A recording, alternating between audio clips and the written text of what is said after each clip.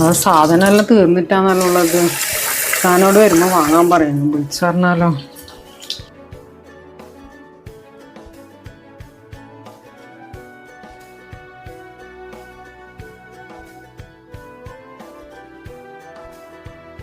കഞ്ഞിക്കടരിയിട്ടാൽ ആടുന്ന് വെന്തോളൂ.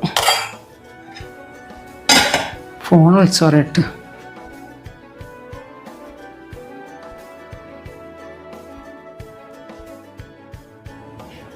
ഹലോ, വരുമ്പോ കുറച്ച് സാധനം വാങ്ങണേ.